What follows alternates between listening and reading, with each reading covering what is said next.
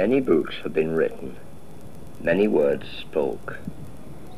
A writer of Saddleworth, Ammon Wrigley, wrote and spoke of his time in the late 19th and early 20th centuries on lonely moors around the borders of Lancashire and Yorkshire.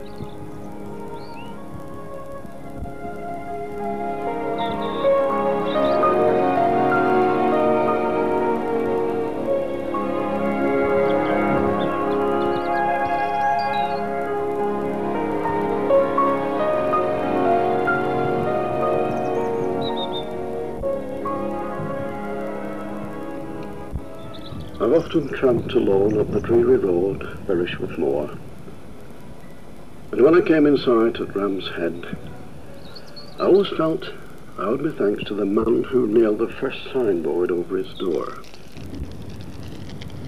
He is one of my saints of the moor, a saint of good cheer.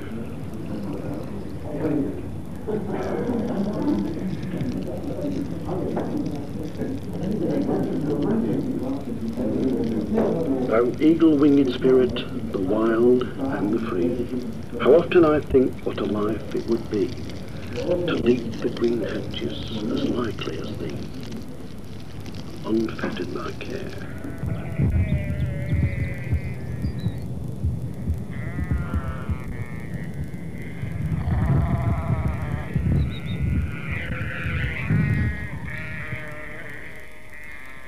For generations, the Ram's Head has been the home of shepherd folk that have made as many footprints on the moor as the sheep.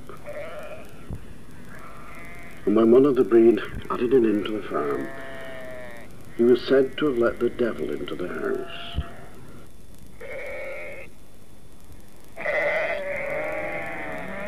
That wise landlord knew that a juicy rump steak done over the peat fire would carry a man over the moors more strongly and boldly than a stomach full of sermons that are often indigestible and fill people with wind.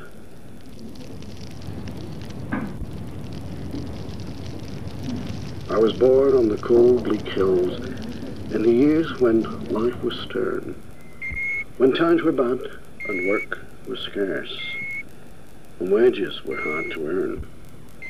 And lean days ripped my father's hearth, with nothing to spend on books, and the little I know was learned from folk in the fireside nooks.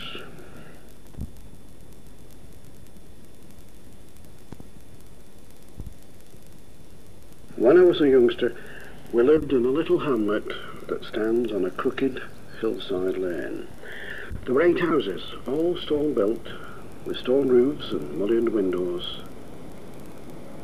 And in those days, it was the loveliest place in the Dale.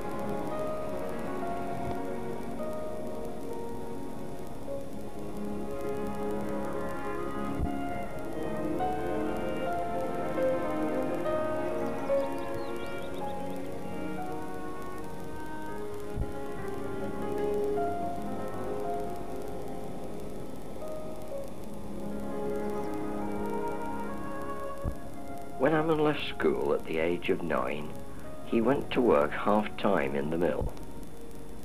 With money saved from his work, he bought books by Shakespeare, Keats, Byron, and he became ecstatic at a copy of Goldsmith's Deserted Village.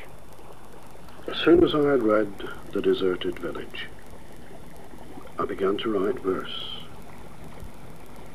One Saturday, my father gave me threepence for writing some lines about a laneside well.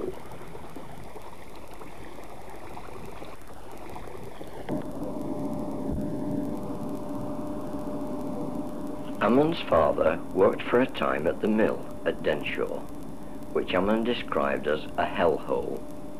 But some time later, his father found himself work at Linfit's mill for better wages and a fair employer. It was at this time that the Wrigley family moved to the village of Delph, lying at the bottom of the moorland road between Oldham and Huddersfield. From my house on the hill, I could see the first gleam of sunrise over at Moor's to the east, and the last glow of sunset over at Moor to the west. I could look out over a broad, strong Pennine country with its valleys and its uplands, its villages and hamlets, its farmsteads and cottages, and its rambling old lanes, all ringed and enclosed by a high, brown wall of moorland. Near Delph, on the long road to Huddersfield, is the valley of Castleshaw. There are reservoirs now, but then there was a valley with a moorland stream running through it. But the farmsteads in the valley and on the moor edge were falling into decay, probably due to the lack of money and the poor quality of the acid peat moorland. It was a sad, forsaken valley at the moor end, long before the two large reservoirs were made. For the old watermills that stood by the trout stream had been closed for years. The paths were untrodden, and now hardly one can be traced through the fields from stile to stile. Out on the hill in wind and rain, where lapwings plaintive cry, where lonely fields and sodden moors sweep to the cold north sky, where stricken thorns brood mournful o'er the empty grass-grown lane, there stands a sad, forsaken house that clouds the hill with pain. With oaken beams and moorstone walls, its rugged frame is knit, and o'er its doors in letters rude a yeoman's name is writ. The mullioned windows, splayed and deep, show well the craftsman's skill, and speaks of sturdy folk that reared their homestead on the hill. Their once dear homes are empty now. Those old moor folk are gone. Their tales are told, their songs are sung, their long day's work is gone. Their graves are full upon the hill, where the generations lie. For country folk, they e'er must sleep beneath their homeland sky.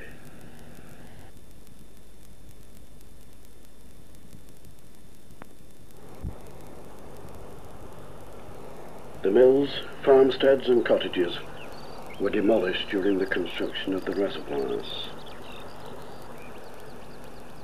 Great industrial towns must have water, but there is no side more saddening to the old dalesman than to see the old homesteads swept away, and field and meadow wither and go back to the moor from which they had been wrested by the spade of their forefathers.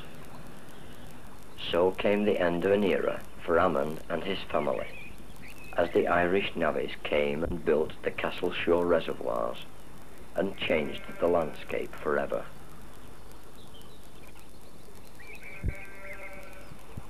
Where the Romans had built their fort lay untouched by the water and untouched by man for nearly 2,000 years, a short span of time compared with the craggy hills of Saddleworth, which Ammon continued to write about. Alderman in Greenfield is the lord of all the hills in and around Saddleworth. Its shattered peak of crags probably knows 20 days of rough weather to one of fine, and it is rare to find the wind asleep on that height. On the other side of the valley is a steep cliff of dovestone, uplifted like a great target that storms have struck and cracked in 1,000 places. Across the valley is the wilderness, a moorside blacker than a thundercloud. Night sleeps there in the daytime. All that's savage and tempestuous in nature is on these heights. Storm-rack, battered crags, bare wastes of peat, sodden marshlands, cloughs and gullies come to an end against a stone wall.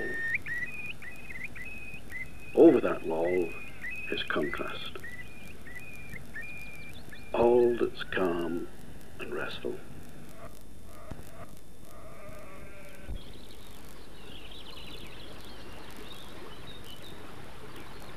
The peace and greenery of farmlands, fields and greenery that slant down the hills by old houses that seem to be forever dozing in their quiet folds. So in Saddleworth, there's the wildest and the gentlest of scenery. Moorlands that scowl with darkness and valleys that smile with light.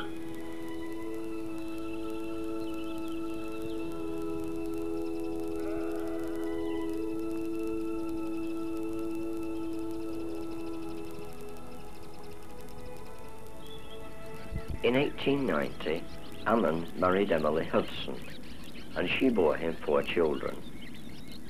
He moved to Beswicks first, and then to Hilltop, overlooking Castleshaw.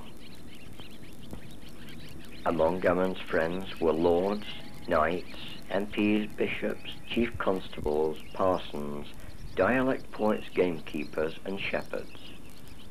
And innkeepers, particularly innkeepers like James Gartside, better known at the time as Jamie at Tup, who used to tell Ammon of his family keeping the Ram's Head at Denshaw when the reservoirs were being constructed.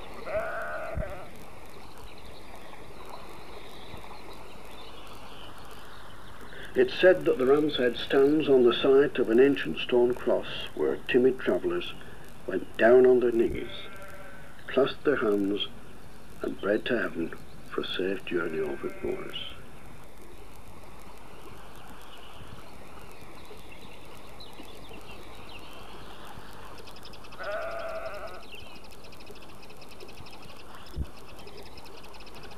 Out to the east and the north, the wild life of the moors. Curlew, grouse and merlin hawk house in the bracken and the moorgrass. My scribbling keeps me out of mischief, so it's worthwhile. I waste ink and paper, as it's my hobby, just as pigeon flying is another man's hobby. So I keep blundering through life,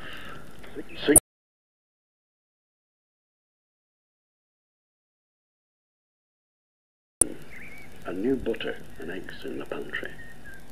It keeps April in my heart, and what more does a man need to be happy?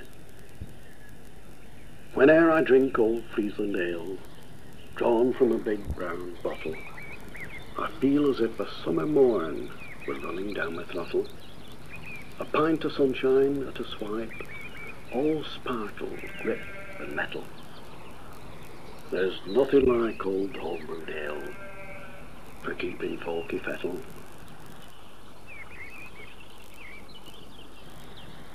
Now he who drinks this mellow brew grows riper than the cherry. He walks on daisies all his life, in sunshine blithe and merry. And in his hand you'll feel a grip that tells you he's your brother. For Friesland ale does parson's work. It makes men love each other.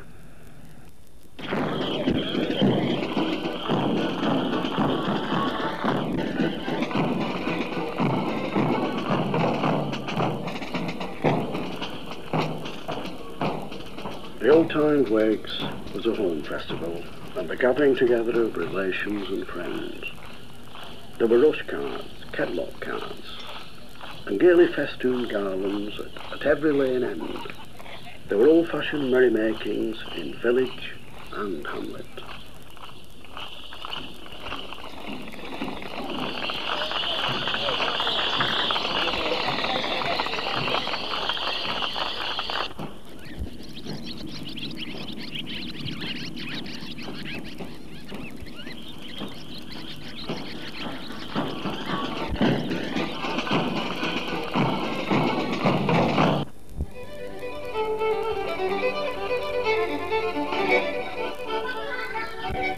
Every inn had its fiddler who accompanied the songs, the jigs, and the single-step dancing.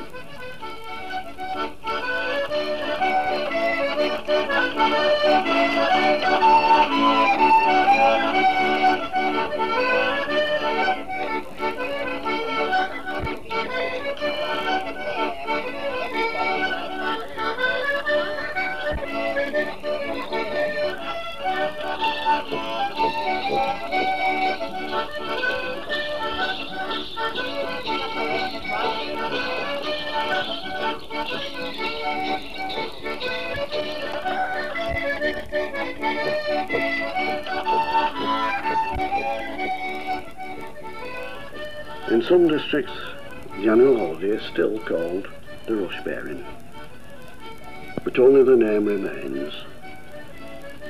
There's nothing left of the carts and the green structure of rushes from the marshlands.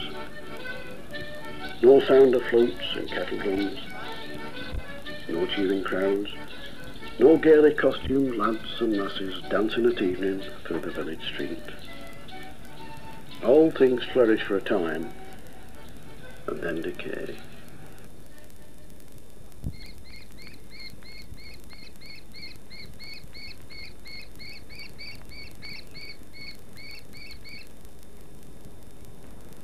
In Ammon's writing, his schoolteacher and his drinking cronies are described in great detail, together with many places which are no longer there, like the Isle of Skye Inn on Wessenden Moors.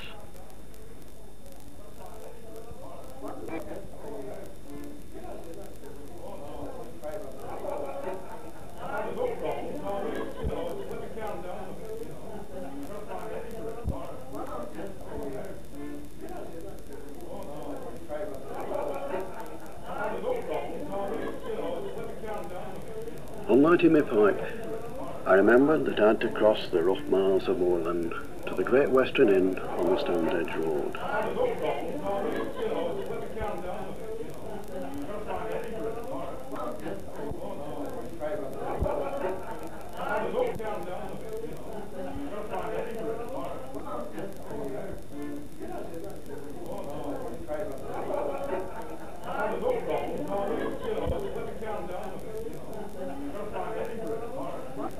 I didn't like to leave, but I knew that if I caught on blackly moss at nightfall, I might wade into the treacherous swamps.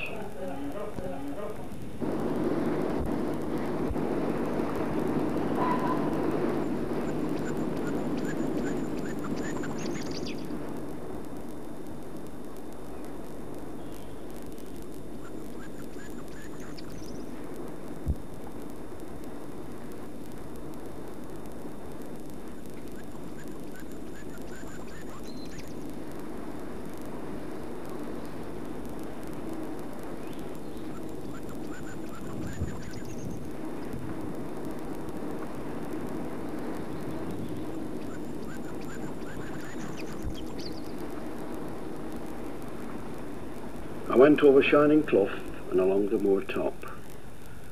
Though I was hampered by a west wind and a drizzle of moor grime, the shepherds say is twice as wet as water.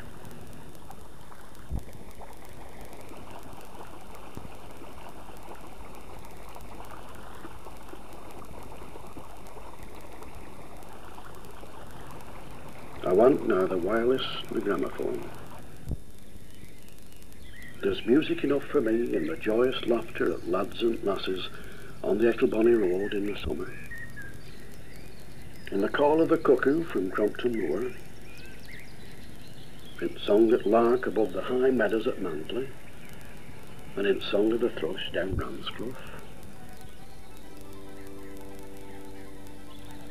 In springtime, every tree in that clough is a green chapel with little feathered bells ringing from sunrise to sunset.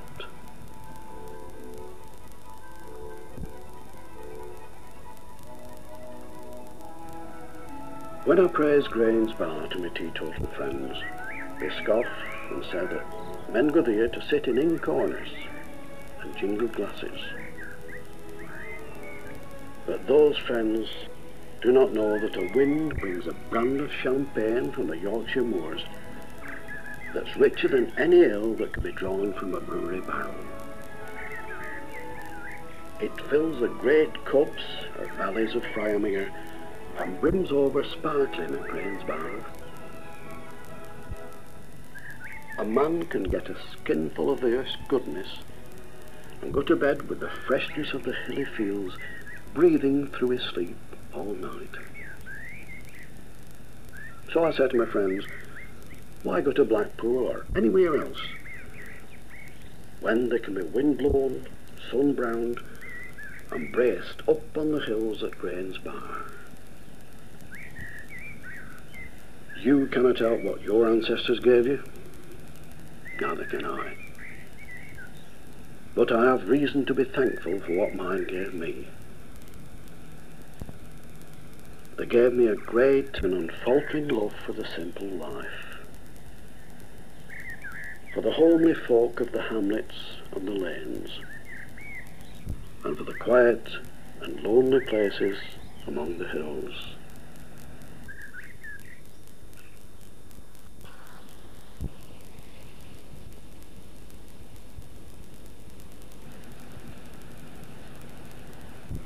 They gave me a deep and immovable love for the moorlands, for wild cloughs, crags, bracken, heather, and unbroken miles of brown grass.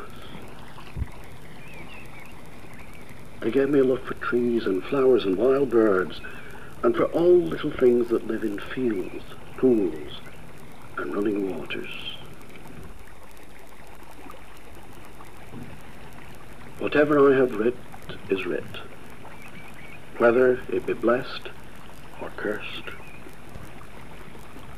Or remember the little that's good, and forgive and forget the worst.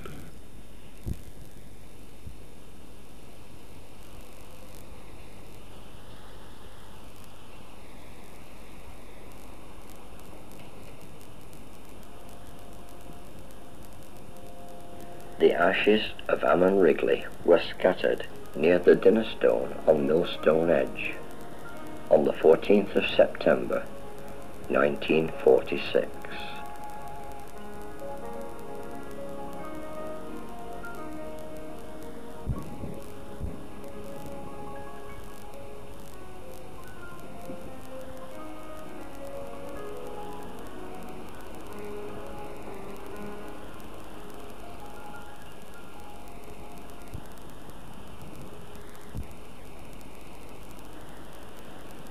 Thou eagle-winged spirit, the wild and the free,